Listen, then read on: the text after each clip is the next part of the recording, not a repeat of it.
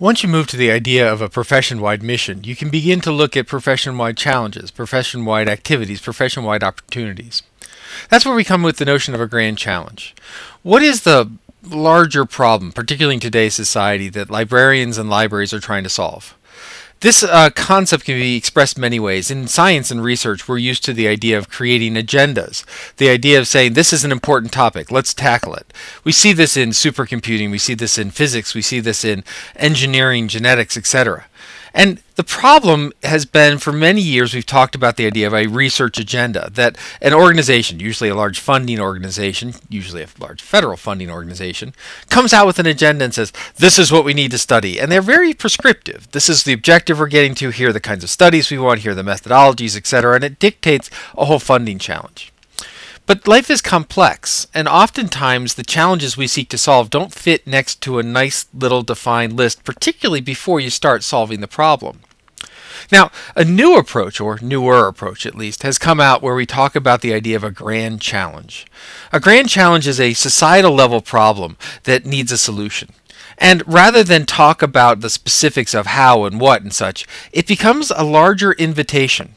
Now, this has been seen most clearly in the notion of genetics, that during the 1990s, the idea of we need to understand better how DNA works, how our genes work, how our genome influences our health. And the idea being that once we understand DNA is in there, and once we understand that DNA and mutations of DNA and such are what can lead to major diseases and major health problems, if we can decode it, if we can see what the human genome looks like, potentially we can come up with new diagnostics, new medicines, new whole treatments. But rather than once again saying, all right, first we're going to do this and this and this, what happened was the community got together and said, we need to decode the human genome. And then left it up to industry, left it up to government, left it up to universities, left it up to other people to figure out how. Two major areas formed, a sort of non-profit government university one and a for-profit, because if we can map the human genome, we can develop and sell those tests and those materials. And what happened is they began working in parallel, and that competition actually led to each getting faster and faster at it, till at one point they decided that they should combine their efforts. And they actually completed the challenge many years in advance of what they could have done otherwise. The question is, do we have such a grand challenge in librarianship?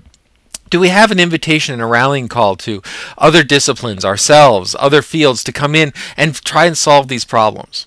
I think the answer is we do. So what happened was we want to come up with a societal level problem that is solvable and has a high potential reward. And a group of folks, from Andy Dillon and Mary Stansberry to Ann Craig and Mary Shute, got together in Dallas a couple of years ago and began to define what is that challenge. And so what I'm going to do is just sort of tell you what we came up with and express why we think this is a challenge that library and information science folks really should engage in beyond their initial engagement within their mission and their communities, but at a societal level. The important thing is first to orient yourself. Right? So we have the LIS community. We have folks who are librarians and library science professors and consultants, and we have vendors, and we have all these folks together. And they're serving our different communities. But the grand challenge is not about the LIS community. The challenges, the problems that we seek to solve, rest in the community. Now, this is very different than a lot of the blogosphere and literature that's going on right now, wrestling with the future of libraries. Right? We can see that its grand challenge is, what is our future? What are we going to be? How are we going to exist? Are we still relevant? But that's not the point of a grand challenge. That's not the point of an aspiration. That's not the point of new librarianship. This isn't about self-reflection where we just go, oh, woe is me, or what am I going to do, or what is about me. This is not about looking internally to figure out how we fix ourselves. Well, instead, the grand challenge is about helping our communities. Because once again, we want to push them forward. We want to be community focused. We want it to be about the service. And by being of service, by helping them achieve their goals, by helping achieve their aspirations, we in turn become more valuable. So the solutions come from the LIS community. So once again, this group got together and began defining what are some of the major problems in the sort of LIS arena that our communities are facing. And we developed the following table. And I apologize if the text is slightly small, but I'll walk you through it. First of all, there's a pressure for change that underlies all of this. That demographics are changing in the United States and in the world. We're looking at age demographics, we're looking at ethnic demographics, and changes in the marketplace, and certainly the rise of digital networks are forcing new issues or a rise of certain issues to the forefront. For example, issues such as lifelong learning. Our communities are facing lifelong learning issues. It's no longer enough to go and get a degree. It used to be a high school degree, then an associate's degree, then a bachelor's degree. Now we're talking about a master's degree, and say that's it for the rest of your life. We need to look at education as a continual process throughout the entirety of life, throughout the entirety of careers and jobs. And we deal with things like P20. P20 is an education term that goes from preschool to grade 20, which means through your undergraduate education. That we look at that as a continuum versus K-12. So P20, we have to deal better with first generations that do better than their parents, or actually we're facing the situation where we have a first generation that's not doing better than their parents. We actually have a situation now where the parents of our current generation have a higher academic achievement. How do we address that issue? Now, mind you, in the United States, that's still a pretty high achievement level, but not globally. In P20, we deal with preparing students to engage in an academic culture. With high-stakes testing and Common Core, what we're seeing in grade school and high school is a sort of goal towards the test, the idea of fulfillment of facts and materials, and then they hit into a college education, which is much more about analysis, critique, and understanding, and they get lost. So we have to understand, how do we move them from the idea of memorizing and bringing in facts and regurgitating them to understanding, relating, and making engagement with those facts. In higher education, we have to fix an increasingly broken model. We have an economic model that is getting more and more expensive. As we look at tuition expanding, we see, for example, administration expanding, but not necessarily looking at faculty expanding such. We deal with a lecture model still. How do we deal with engagement and constructivism? How do we look at new methods? Certainly the MOOCs, of which this is a sort of example, have brought this to the forefront. Do we, for example, split the teaching component of college up from the research component? How do we sustain arguments over a long period of time? And ultimately, how do we credential this knowledge? We've looked at degrees and formal degree processes as an organizational solution. Will that work when we move to a lifelong learning system where you may be learning itty-bitty little facts and materials? We also look at the rise of the science of facilitation. We've moved from the idea of disintermediation to facilitation. Disintermediation was a hot term during the 90s, and the concept was that as people could do more self-service, as you could buy your plane tickets online, as you could buy your books online, as you could do everything yourself, we didn't need that middleman, that sort of retail personality in the middle. That was disintermediation. We could get rid of third parties and go directly to source of information. Well, we've seen that that has its issues. Number one, in credibility, that as people access these original sources, they don't necessarily understand what they mean or how to use them. Doctors talk about this all the time, that now with the internet, they get patients who come in, some of which are much more educated, some of which are much more susceptible to, frankly, bad science and bad medicine. How do we deal with this notion of moving from a sort of bare bones transaction between an individual and a source to a facilitation where we actually educate as we work through the source? Right? How do we represent organized and complex data? This is seen right now in the processing of massive scale data, or what's known as big data, big science. The idea that we're generating terabytes and gigabytes and exabytes of information, how do we shift through it? How do we make sense of that information? In communities, we're wrestling with balancing local and global. As we have more and more access to communities of interest around the world, what's local still? Where do our boundaries lie? How do we still pay attention to sort of where we live and then pay attention to where we think or where we work or where we're interested in? Identity in a connected society. We're dealing with the idea of what is social skills? How do we engage citizenry? Right? How do we deal with transferring local information to a larger society? If I learn to do something really well in Syracuse, how does that help Chattanooga? How does that help Dallas, etc.? And the big one is moving from consumers to participants. Right now, there's the idea that we have consumers and producers in this infrastructure, that people produce movies and people watch movies, that people produce books and people read books. And there's this separation. And the assumption is that the producers are a relatively small class and the consumers are a large class. But increasingly, we put in places where we're sort of reinforcing that model. And yet, we all produce and consume at the same time. By learning, we are in essence producing. Even if we're learning from other people's materials, we're customizing, making sense of it for our individual understandings. So how do we deal with the idea of monetizing knowledge work? How do we deal with equality of access in the 21st century? How do we move away from information as something to be consumed to something that nourishes society? How do we increase civic participation? So what I want to do is sort of take these larger ideas and then sort of show you a model of how they fit. What is the grand challenge? And the grand challenge begins with the knowledge society. Not the information society, not the information age, but the idea that we have a society of individuals that are wrestling with and learning on a regular basis, and they're learning how to be a community and a society. And how do we accept multiple ways of coming to a solution? How do we deal with the fact that increasingly we're looking at truth by consensus? How do we deal with the idea that some is considered informed and not informed? How do we deal with scientific processes and bring in spiritual processes? And how do we deal with this conflict? Now, this knowledge society is underlaid, if you will, by a knowledge economy. That is, how we allocate resources.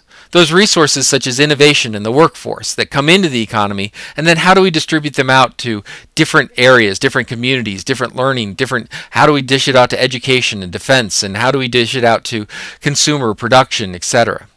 This knowledge economy really begins to regulate how we prioritize things. And that knowledge economy consists of technology, the networks that we use, the books that we use, the buildings that we use, the roads that we use, etc. People that are using that technology to learn, to have knowledge, to gain knowledge. Sources of information, sources of knowledge, whether those be individuals, whether those be materials, whether those be collections. And finally, permissions, the ability for people to use technology to access those sources, dealing with intellectual property, open access. How do we deal with a scientific process which is increasingly driven by a proprietary publishing model? How do we deal with information where Facebook and Google may be tracking the next flu epidemic through social networking, but do it in a siloed cloud? How do we deal with the sort of gardens of knowledge where you exist in the Apple ecosphere and you can't move out of it, for example? So what we're really looking at is, within a knowledge infrastructure, how are these things distributed by the knowledge economy, right? Here are the problems, and here are the great challenges there that we need to take, right? So all this is a basis to say we exist in a knowledge infrastructure of people, technology, sources, and permissions. It's driven by a knowledge economy. What are the grand challenges that library and information science folks need to take on? What, as librarians, do we seek to contribute back to this discussion? Well, first of all, this infrastructure is currently uncoordinated and often conflicted. It consists of private and public sources. It consists of goodwill. It consists of people with not goodwill. And it will always be a mix. But right now, it's uncoordinated and conflicted. We're looking at the idea that increasingly we need large bandwidth for learning activities, shopping activities, entertainment activities, all sorts of civic engagement, and yet we don't allocate bandwidth in such a way that it reaches all people equally. We see studies now that talk about people without internet access actually have lower ability to achieve in schools at all levels, right? So it's currently uncoordinated and conflicted, and that often leads to the idea of haves and have-nots and the digital divide. There's a challenge to conceptualize and form this infrastructure. Does it consist just of the internet? Is it the internet and the phone networks? Is it the internet and libraries and museums? Is it what's in it? How do we play it? And then how do these things interact? And this is only a beginning way of conceptualizing that. It will be a marketplace that will always be a mix of public and private. The idea is not to create a sort of bandwidth utopia in which we can all work, but how do we balance private and public need? How do we balance the goal of profit and the goal of information, and how do we fit those all together? It's a complex weave and therefore a grand challenge. And finally, how do we move from consumption to participation? How do we move from this divide between people who are part of this infrastructure simply to take information out of it and those who provide information in, to realize that we're all participants? We're all producing and consuming. And once again, how does that production of our local knowledge translate into the larger knowledge infrastructure? Now, I'd just like to point out, as I did in sort of talking about the mission of libraries, a lot of this work we've already engaged in a physical format. We've engaged in analog formats with books and materials and collections. A lot of what we have learned in how we organize information, how we build interlibrary loan networks, how we deal with privatization of networks, how we deal with publishing firms, how we deal with all of the idea of access and freedom of access and the right of access. All of that knowledge that we have over hundreds and thousands of years of dealing with physical and analog collections and services should translate into this new knowledge infrastructure. We know a lot about this through digital archives, through open access, and through the idea of advocating for fair use, through looking at how we advocate for people producing information and how we organize information, particularly information that comes from the fringes. How do we deal with the gray literature, etc.? This is knowledge that we as the library and information science community have and need to bring to this societal challenge. Ultimately, the grand challenge that we need to take on is this. How do we coordinate a knowledge infrastructure to unlock the potential and passions of society? That on a day-to-day basis, we worry about our mission and we worry about our services and we worry about our collection. We worry about those who walk into our buildings and those who virtually walk into our virtual spaces. But we need to keep an eye on the larger society in which they function. If we do our job and help communities learn more, aspire, understand, go for more, we must understand that they do fit into a larger society, a larger nation, a larger international society in which they must also contribute. And so we have to keep our interest not only within the local community, but the larger societal question. We must function at the level of the member, the community, and society on a regular basis. And we must constantly advocate as passionate advocates for open access, improvement, better information. That these are the skills that we bring as new librarians, that we seek to build a knowledge infrastructure that helps us all.